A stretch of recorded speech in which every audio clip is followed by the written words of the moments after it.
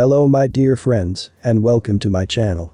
Get yourself comfortable and prepare for some interesting stories. One of them is a story about an OP's kid who got jealous and lied about how her aunt's wedding dress got destroyed. Please subscribe if you haven't, and I hope you'll enjoy it.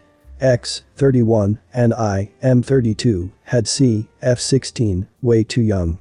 We're friendly co-parents. One big rule we share is if our daughter breaks something, she pays for it. Now, Sis, 27, and I are the only grandkids. Aunt never married. Instead, she worked with Grandma and Grandpa at their seamstry store and took it over when they retired. Sis's girlfriend, 29, proposed last year. Grandpa offered to make FSIL a custom suit, which she was over the moon about. Grandma had me ask Sis what her dream dress was and record the convo.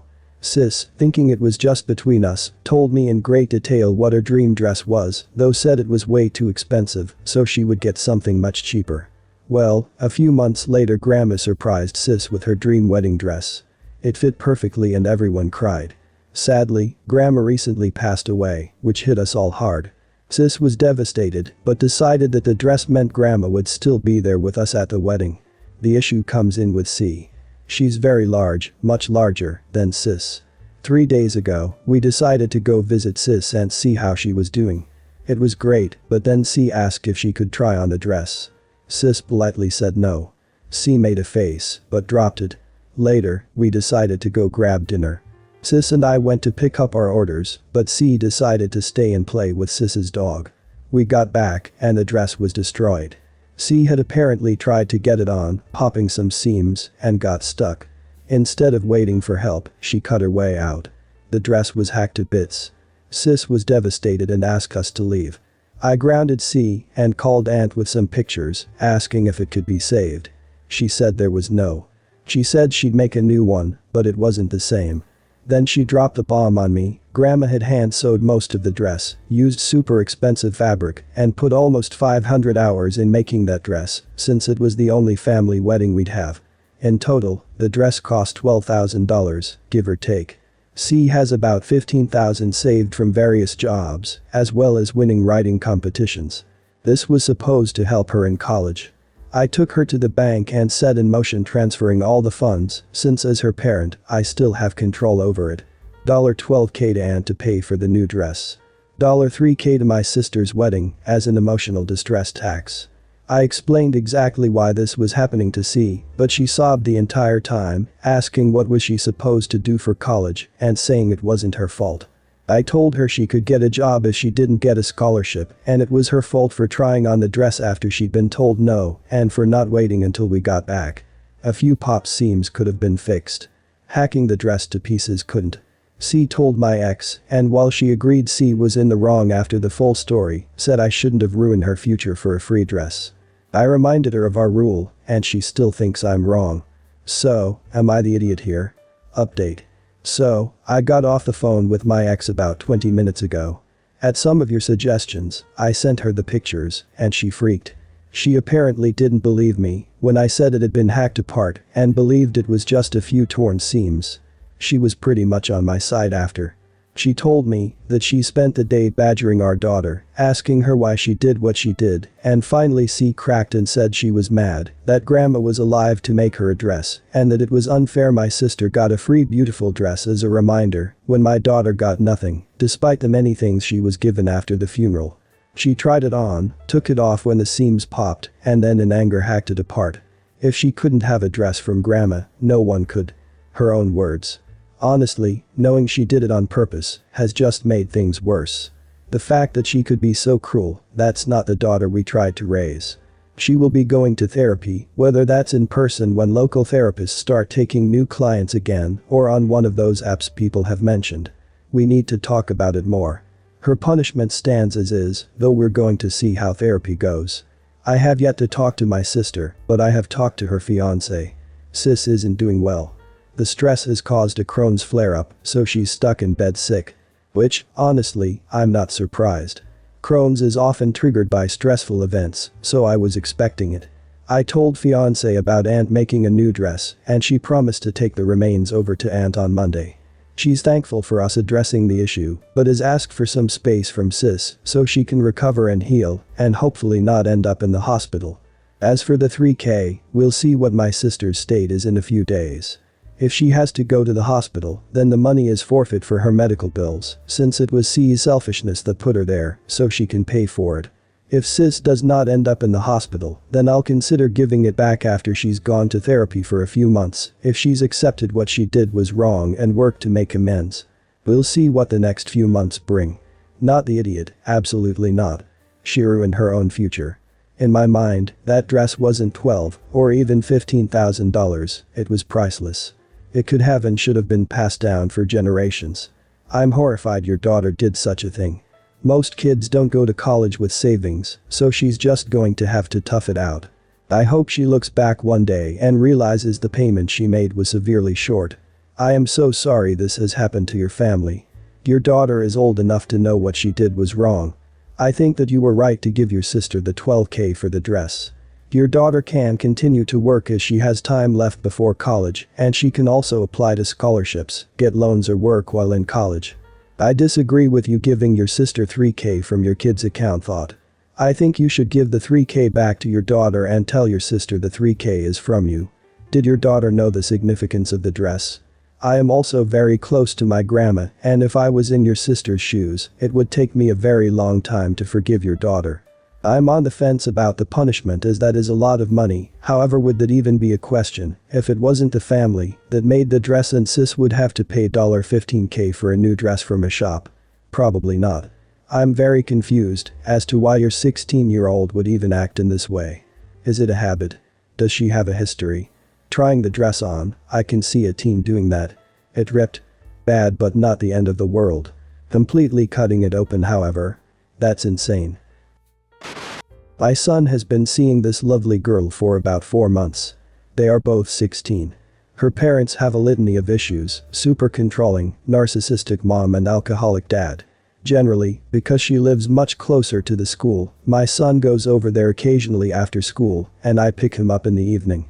I will also drive him there sometimes on weekends and pick him up when he's ready. The mom has all sorts of odd rules for my son when he's there, which is fine. It's her house. Most of the rules seem to be based around her daughter's chastity. He is allowed in her room, but not on the bed. Then, weeks later, he is allowed on the bed, but not under the covers. What the hell? And she will check on them quite regularly, making sure they are being proper. Not under the covers, the door open, etc. They also want him out before a certain time, which changes depending on sometimes it's 7:30, sometimes it's 9:30. Whatever. Regardless, she usually doesn't come to our house because her parents are so controlling. Well, today she came over for the first time. The night before, her mom called and wanted to talk to me. I am a correctional officer and was working that night, so I wasn't home to take the call. My son offers to let her to talk to my husband, who was home, but she only wanted to talk to me. Later on, her dad calls, and he talks to my husband. I don't have the details of the conversation, but basically, he wanted to make sure that there would be at least one parent home at all times, and that we would keep an eye on them at all times. My husband agreed. Thing is, we don't really care. I was lovely active at a younger age than them. My son and I have had lots of talks about consent and not being pushy with people and respect and birth control, etc. He is a lovely boy, and I believe he would never push her to do anything she wasn't comfortable with. They have been active with each other already. Teens will find a way. Anyway, not only did I not check on them constantly, I told him that, as long as she was willing, I would give them as much privacy as they wanted, providing they were using protection.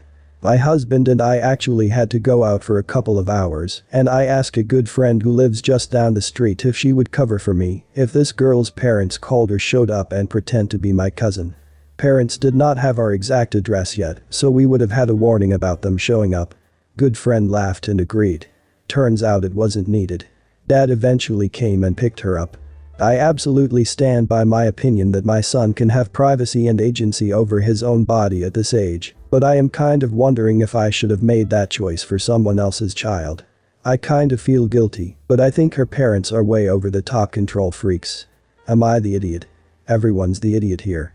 I mean, their rules are draconian, and I wouldn't want to have them as my parents, but I would really hate to entrust my kid to someone who not only lies to me about what my kid is doing, but does so with a sneer in my direction. It's likely that not everybody agrees with the parenting rules you set down, but that doesn't mean they have the right to push your son to break them. Would you want your kid in the care of someone like that? You're the idiot. If you are unwilling to follow the rules set by her parents, she should not be at your house. You may disagree with the rules, but that is not your child. When she is 18, she is free to do as she wants, with all the adult responsibilities that entails. If someone entrusts their child to me, I follow that parent's rules. Your house, your rules, and how you want your boy to be is absolutely your decision, and his, of course. But I don't think it's right to be teaching these teens by your example to disrespect her parents, lie to them and deceive them, especially to the lengths you are going to, getting other adults involved in the deception. I would personally say I'm sorry, I'm not going to do that and leave it there. My husband and I live a happy, quiet life in the mountains. No kids, a few pets, lots of friends and adventures to go on. My in-laws are nice people. They got the vacation planning bug and have decided that the big family vacation this fall is going to be going to Disney. I said their plans sound great and I can't wait to see pictures. Mill said that we'd be joining them, it's a family vacation. Theme parks, especially overly crowded, hot, expensive ones with screaming and crying kids, and a week with his family. Hard. Pass. My idea of a fun vacation is camping for a week and hiking or backpacking, quiet solitude in the trees. We said we aren't interested, but that we're happy they get to go. Mil argued that we have to go because it's a family vacation. I explained that from my perspective, that's a lot of time to spend with everyone, that's a lot of time to spend with the kids who will be overstimulated, overtired, cranky from travel, etc., and that it doesn't sound like leisure, it sounds like work. Mill looked shocked and hurt and said I didn't realize you looked at your nieces and nephews that way. Husband said that we love them, just in small doses, and that we honestly wouldn't enjoy being around everyone else for the whole time either, and that quite honestly we're just not theme park people. Mil looked so disappointed and made a quick excuse to get off the call. We discussed it again after and were both in firm agreement. A few days later, his brother called and yelled at him for ruining everyone else's vacation. I guess because we aren't going, it'll cost more for everyone, and the parents won't get a break because they can't take a day off and send the kids with auntie and uncle for a few hours. Husband said, oh, so the whole reason you guys wanted us to come in the first place is so you had babysitters. Bil got super offended by that and made a comment that spending time with your nephews isn't babysitting and went off on how we don't know how to be part of a family, we just go off on our own and do our own thing without caring how anyone else is doing. It's caused this big rift and part of me wonders if we're just supposed to endure a week at some overpriced, gaudy theme park just so everyone else in the family gets theirs. Am I the idiot? Update, I just wanted to redirect some of the child hate going on in the comments. We don't dislike the kids in the family. We spend time with them. We see them every 3 or so months and visit over holidays.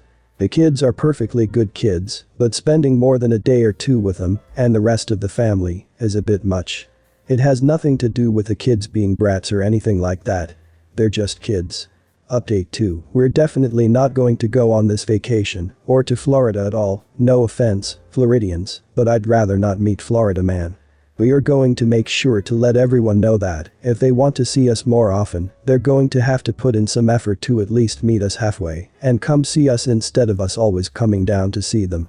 And of course let Mil we're sorry for the way we put the rejection, but reiterate that we're not interested in a big trip for a week long, and we'll consider popping in a day or two, if they do a vacation somewhere more than our speed. My family used to do this, planning vacations where they wanted to go, and expected me to just go along with it, because family. Ironically, I put my foot down at Disney as well. I have zero interest in ever going to Disney, went when I was 15 and hated it. I hate crowds, screaming kids that I didn't give birth to, and paying $87 for a bottle of water. I clearly stated that I wasn't using my hard-earned PTO and cash on a trip that I wouldn't enjoy. That's not a vacation to me. I suggested other locations, which were shot down, so I had zero guilt. I love my family, but not enough to spend my vacation miserable. You are so not the idiot. Nope. You are not obligated to go on this vacation if you don't want to go. You weren't consulted and everyone made plans for your time while on the vacation. You have made your choices in life and so have they. They shouldn't be upset because you don't want to go, and even if you did, you would not be obligated to watch their children. I hate it when people plan your time for you because they are so entitled, because they are upset or jealous that you have free time because you don't have children. FSIL is upset because you scoped out their plan for free childcare. They had the kids. They are responsible for them. It is rude of them to plan a family vacation and not consult the entire family before announcing said vacation. Let them go and have their fun, and you and your husband have yours. Theme parks are horrible. Cranky hot children with their beleaguered parents. Standing in lines for hours at an overpriced ride. Crappy food that is too expensive. The constant noise. No thanks. But I will say that Disney World has an excellent zoo. I know of the guy who runs it. If you are forced to go, forced to babysit the kids, spend the day with them at the zoo. Better yet, book a separate hotel for a night or two, plan on spending one day at Disney with the kids at the zoo, and then book it to the Everglades, which is fabulous this time of year. Revel in the Ospreys for me. Maybe in the future agree on boundaries like joining for a couple days or even different lodgings, but a couple shared activities. Pair it with something you and your husband find enjoyable, like a national park nearby or something. That way, it's clear you aren't rejecting them or avoiding spending any time together, but you still have freedom to enjoy time as you see fit without being locked into someone else's itinerary or budget. Well guys, that's it for today. If you end up enjoying this video, please consider subscribing, and if you missed the last episode on the channel, I'm gonna link it right here. The story is about an OP who brought my sister to tears with his Christmas present. Oh god, he's a real monster. Check this out if you haven't, and I'll see you in my next video.